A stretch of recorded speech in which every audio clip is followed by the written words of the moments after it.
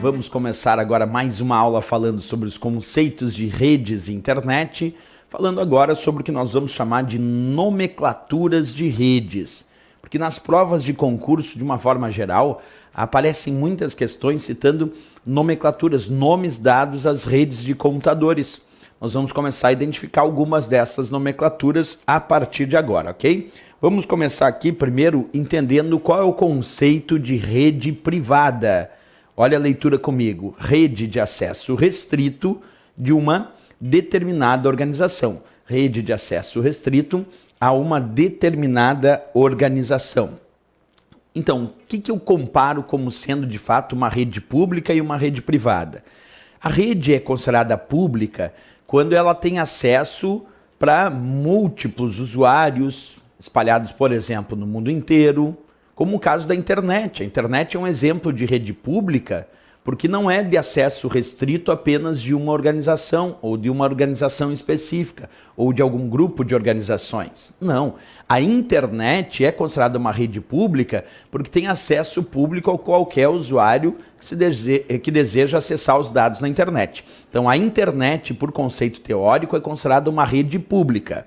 Porque, observa, as redes privadas são aquelas que têm acesso restrito a uma determinada organização. Então, de repente, eu tenho lá a rede privada da Veon, a prova logo. Por que é a rede privada da Veon? Porque só tem acesso àquela rede quem pertence à organização, à empresa Veon. Então, uma rede privada é aquela que dá acesso restrito àquela organização. E uma rede pública é aquela que tem acesso de diversas pessoas, diversos usuários ou diversas organizações. Um bom exemplo de rede pública é a própria internet, certo? Então, rede privada é uma coisa, é rede de acesso restrito de uma organização. E rede pública é aquela onde o acesso é irrestrito, quer dizer, é para diversos usuários de diversas organizações ou pessoas comuns, como, por exemplo, a internet, que é de fato uma rede pública, certo? Bem, se a gente entende esse conceito inicial, então agora nós podemos entender o próprio conceito de internet, já que eu confirmei aqui com vocês que a internet é considerada uma rede pública. Mas no conceito de internet eu tenho mais elementos além desse, simplesmente de indicar ela como uma rede pública. Vamos a esses elementos. Foi lá. A internet, então, é a rede mundial de computadores baseada no conjunto de protocolos TCP/IP e é a maior rede de computadores do mundo. Isso é muito importante, ó. Ela é a rede mundial de computadores baseada no conjunto de protocolos TCP/IP e é de fato a maior rede de computadores do mundo. Então nós já aprendemos aqui que a internet é uma rede pública. Perfeito. Mas tem provas de concurso que cobram qual é o conjunto de protocolos de comunicação que formam a base de comunicação da internet. E essa resposta é justamente TCP/IP.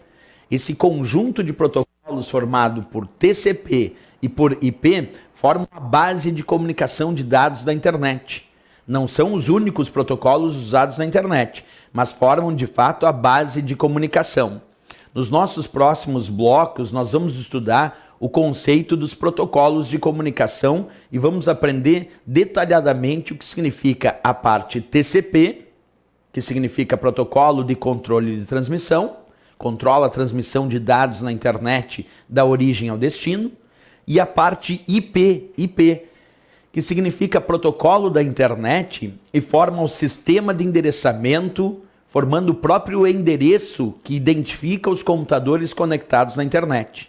Então, quando eu digo que a internet é uma rede mundial de computadores, perfeito, a abrangência dela é mundial. Que ela é a maior rede de computadores do mundo? Também. É a rede que tem mais computadores conectados entre si à internet. Então, é a maior rede de computadores do mundo. Que é uma rede pública? Sim, é uma rede de acesso público. E agora, a parte que o pessoal erra em prova, não esquece, baseada no conjunto de protocolos de comunicação chamado TCP/IP. Baseada em TCP/IP, embora não seja o único tipo ou o único conjunto que é usado na internet. Mas a maior parte das transmissões de dados na internet são baseadas nesse conjunto chamado TCP/IP. Lembrando que a sigla TCP significa Protocolo de Controle de Transmissão e a sigla IP significa Protocolo da Internet. A sigla TCP, que é o Protocolo de Controle de Transmissão, é responsável pela transmissão dos dados na internet da origem até o destino. Isso quem faz é o TCP, controla a transmissão dos dados da origem ao destino.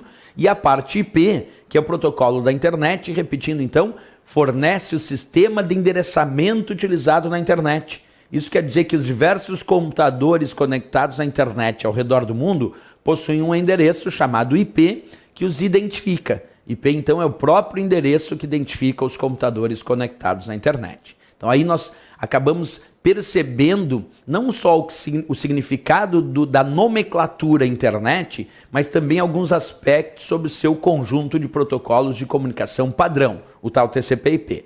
Vou repetir, mais tarde, nas próximas aulas, nós vamos estudar detalhadamente os diversos protocolos que a internet utiliza, além do TCP/IP, como HTTP, HTTPS, vamos estudar o que significa SMTP, POP e MAP. Mas isso nós vamos fazer nas próximas aulas, numa área só para conceituar os protocolos de comunicação. Por enquanto, nosso estudo é sobre as nomenclaturas de rede e o significado de internet. Acabamos de descobrir, então, a rede mundial de computadores. Ok? Beleza.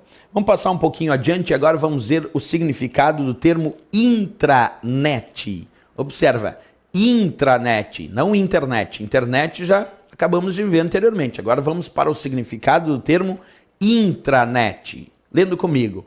Rede de acesso restrito de uma determinada organização e que utiliza a mesma tecnologia da internet. Isto é, os mesmos protocolos. Opa!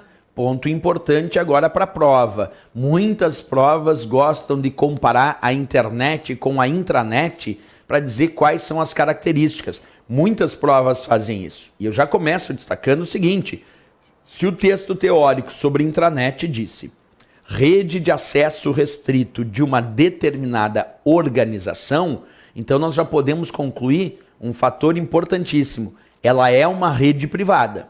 Sim, porque no momento que ele diz que a intranet é uma rede de acesso restrito de uma organização, esse é o conceito de rede privada. Então a intranet é um exemplo de rede privada, porque tem acesso restrito a quem pertence àquela organização. Repetindo a história, quem tem acesso à intranet da VEON?